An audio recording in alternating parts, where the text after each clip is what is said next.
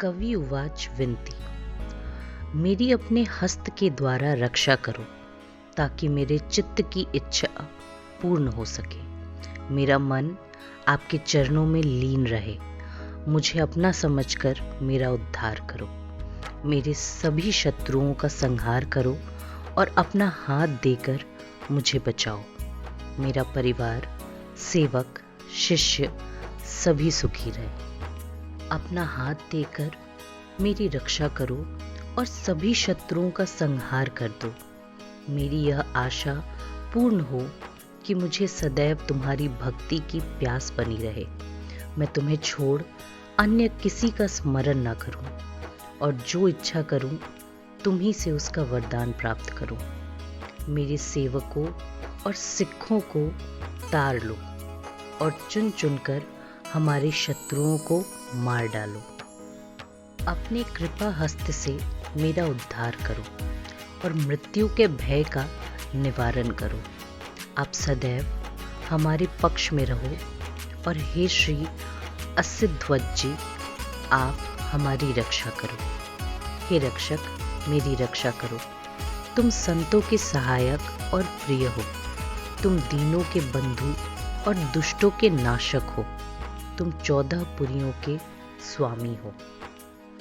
काल की परिधि में ही ब्रह्मा शरीर धारण करता है और काल के वशीभूत शिव अवतरित होता है। काल में ही विष्णु प्रकाशित होता है। परंतु हे महाकाल, तुमने सारे कालों का तमाशा बना दिया है, अर्थात तुम्हारे सामने काल भी कुछ नहीं है। तुमने जिस काल में शिव को योगी बनाया और ब्रह्मा की वेद सम्राट बनाया तथा सारे लोकों का निर्माण किया, उस समय को मेरा प्रणाम है। तुमने जिस काल में विश्व की रचना की और देवों दैत्यों को बनाया, उसे भी मेरा प्रणाम है। जो आदि अंत में प्रकाशित है, वही मेरा गुरु है।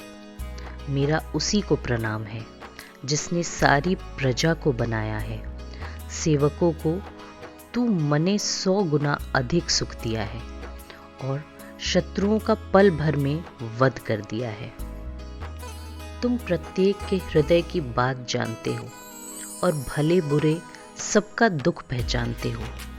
चींटी से लेकर विशालकाय हाथी तक पर तुम प्रसन्नता पूर्वक कृपा दृष्टि करते हो। संत दुखी होते हैं तो तुम दुखी होते हो और साधु जब सुख पाते हैं तो तुम भी सुखी होते हो। तुम प्रत्येक की पीड़ा को पहचानते हो और घट घट की आंतरिक बात भी जानते हो। जब हे कर्ता तुम उत्कर्षण करते हो, अर्थात फैलते हो, तो यह सारी प्रजा आकार ग्रहण करती है। जब तुम आकर्षण क्रिया अर्थात विलीनीकरण की क्रिया करते हो, तो सभी आकर तुझ में लीन हो जाते हैं। सृष्टि ने जितने भी मुख धारण किए हैं, सब अपनी समझ के अनुसार तुम्हारे गुणों का उच्चारण करते हैं। तुम सबसे निर्लिप्त और निराले रहते हो, परंतु फिर भी सारे विश्व का ज्ञान और रहस्य तुम जानते हो। तुम निराकार, निर्विकार और निरालंब हो। तुम आदि, अनादि, अनश्वर और किसी के द्वारा प्रकाशित नहीं हो। जिसका रहस्य वेद भी नहीं जान सके हैं, मूर्ख लोग उसके रहस्य को जानकर उसके उच्चारण करने का दावा करते हैं। मूर्ख कुछ नहीं समझते और उसे पत्थर मानते हैं। उस महादेव को शिव कहते हैं और उसको सीमित करते हैं और उस निराकार प्रभु का रहस्य नहीं पहचानते। जिसकी जितनी अपनी बुद्धि होती है, वह उसी प्रकार से उसका वर्णन करता है। तुम्हारे प्रसार को देखा नहीं जा सकता और यह भी नहीं जाना जा सकता कि तुमने सर्वप्रथम संसार कैसे बनाया। सुंदर स्वरूपों में तुम एक ही अनुपम हो। तुम ही कहीं राजा हो और कहीं निर्धन हो। तुमने ही अंडज, जेरज, स्वेदज और उद्भिद नामक 4 जीव स्रोतों की रचना कर दी है। कहीं तुम फूल फल के रूप में सृष्टि के सम्राट बने बैठे हो और कहीं सिमटकर शंकर के रूप में सिमट गए हो। तुम्हारी समस्त सृष्टि एक अचंभा है जिसमें तुम आदि जुगादि से प्रकाशित हो। अब तुम मेरी रक्षा करो और शिष्यों को उबार कर स्वेच्छाचारियों का संहार करो। जितने भी दुष्ट उठकर उत्पात मचाएं, उन सब मलेच्छों का युद्ध में संहार कर दो।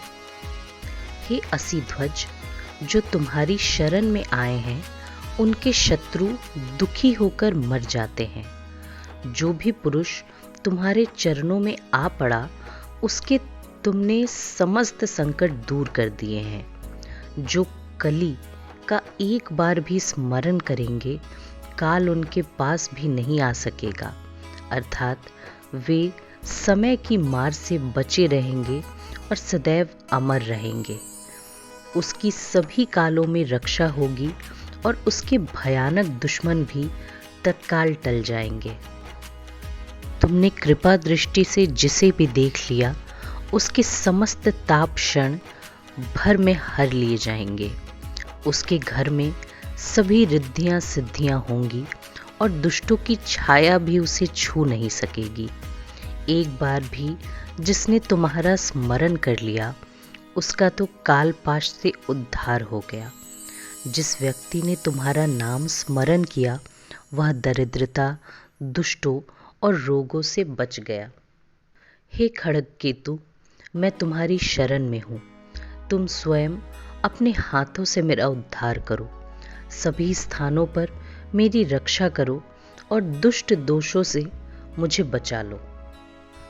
जब से मैंने तुम्हारे चरण पकड़े हैं, तब से अब मेरी नज़र में कोई ठहरता नहीं, अर्थात मुझे अन्य कोई भी अच्छा नहीं लगता।